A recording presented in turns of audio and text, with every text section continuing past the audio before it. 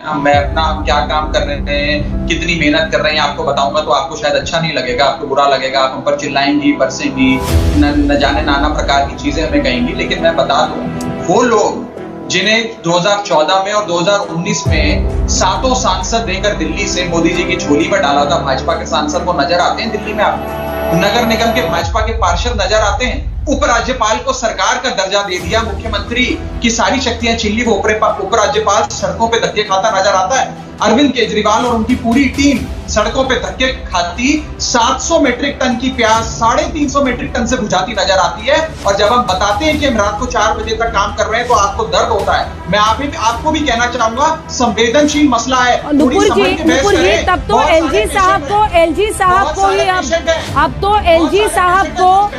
LG साहब को संभालना चाहिए।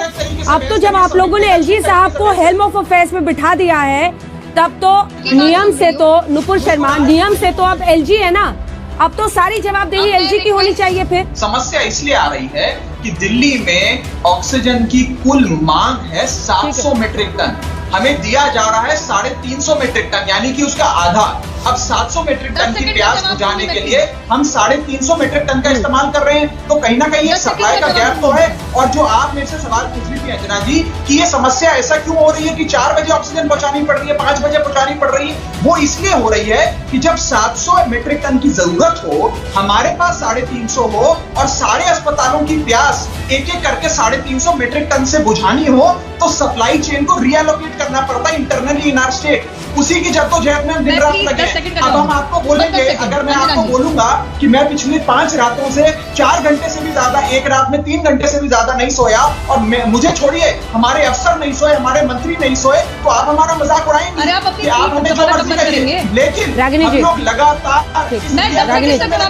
हम लोग रात को सोते नहीं है, एक अस्पताल में ऑक्सीजन जब तक नहीं पहुंचती है। एक मिनट रुक जाइए, मैंने इनको नहीं रोका, इनको रुकवा दीजिए। रागिनी जी, पार्सल का गेम चल रहा है। नुपुर जी, एक सेकंड। हमारे प्रतिनिधि आपके साथ जुड़े हुए हैं, एमएलए श्री राजू चंदा जी, तो ये हमारे साथ जुड़े हुए हैं, 24 घंटे हेल्प करते रहते हैं हमारी, किसी न किसी के सप्लाई बना रहे हैं। सबसे पहले तो अंजना जी, डॉक्टर DS राणा जो एक हमारी मेडिकल फ्रेटर्निटी के एक बहुत बड़े दिग्गज हैं, मैं उन्हें हाथ जोड़ के धन्यवाद करता हूं कि उन्होंने मेरा नाम लेकर कहा कि मैं क्षेत्र का विधायक होने के नाते सहयोग कर रहा हूं, जो हमसे बन पड़ रहा हम कर रहे हैं। और मैं आपको बताऊं कि कल रात को 3:45 बजे, यानी कि सुबह के समय 3:45 बजे DS राणा साहब का मुझे फोन आया था। मैंने 1 घंटे में फोन उठाया, उन्होंने कहा कि मेरे अस्पताल में सप्लाई में थोड़ी दिक्कत आ रही है।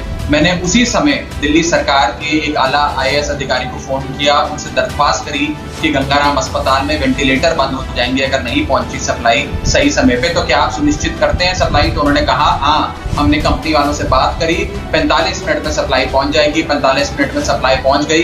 तो इतनी वॉर फुटिंग पे हम सब, सरकार, लोकल विधायक और DS राणा साहब जैसे बड़े हमारे मेडिकल फ्रेटर्निटी के आइकॉन साथ मिलकर काम कर रहे हैं। आपको बताएं कि हमने सुबह 4 बजे भी इनसे बात करी, 24 घंटे हम इनके संपर्क में हैं। मैं बस इतना कहना चाहूंगा आपको अंजना जी, बिना किसी राजनीति करे और ना ही ऑक्सीजन की प्रॉब्लम को एक दिल्ली के चश्मे से देखते हुए इतना कहना चाहूंगा कि स्थिति बेहतर हुई है। ये कहना कि स्थिति बेहतर नहीं हुई है, ये कतई भी सही नहीं होगा।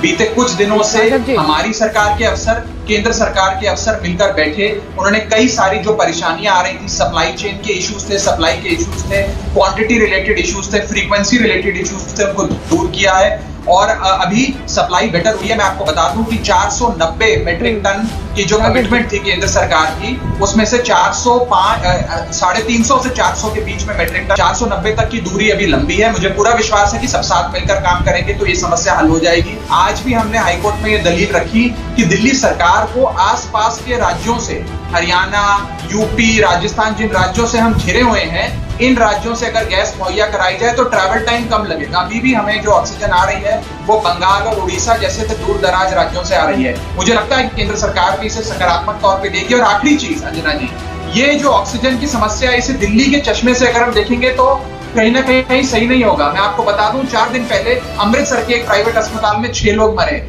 उत्तर प्रदेश के चाहे वो आगरा का प्राइवेट अस्पताल हो जहां 12 लोग लगे, या सैकड़ों अस्पताल हो उत्तर प्रदेश के जिन्होंने सामने बोर्ड लगा दिया कि ऑक्सीजन सप्लाई के चलते आप अपना ऑक्सीजन सिलेंडर लेकर अगर आएंगे तभी आपकी भर्ती होगी। बनासकांठा, राजकोट और सूरत के जितने भी अस्पताल हैं उन्होंने लगातार ऑक्सीजन सप्लाई की कमी के चलते मौतें हो रही हैं। यहाँ तक कि सूरत सिविल हॉस्पिटल के अंदर सप्लाई की इतनी कमी हो गई कि लोकल डिस्ट्रिक्ट कलेक्टर को सार्वजनिक तौर पर मुख्यमंत्री को चिट्ठी लिखनी पड़ी। बीजेपी के मेरठ के सांसद को अपने बीजेपी के मुख्यमंत्री योगी आदित्यनाथ साहब को चिट्ठी लिखनी पड़ी और कहना पड़ा कि हमारे यहाँ ऑक्सीजन खत्म हो गई है हमारे क्षेत्र में। तो कहने का समस्या ये है कि ये कोई दिल्ली की स्थिति नहीं है, ये पूरे देश भर में एक ऑक्सीजन की कमी आ रही है। राघव चड्ढा जी, मैंने आपको पूरा बोलने दिया, आप मेरी बात सुनिए। मौतें बीजेपी, आम आदमी पार्टी, कांग्रेस की हो गई। आप अपने राज्य पर जवाब दे रहे थे, लेकिन सवाल ये है, बिल्कुल आपने तमाम राज्यों की बात की सर। राजस्थान में भी मौतें हो रही हैं, दिल्ली में भी हो रही हैं, राजधानी की बात है। नहीं, परेशानी इस बात से है कि आप मुस्कुरा गए, लोग मर रहे हैं। राघव चड्ढा जी, लोग मर रहे हैं। राघव चड्ढा जी, आपके साथ मैं हूं अंजना भारत में सब अच्छा है।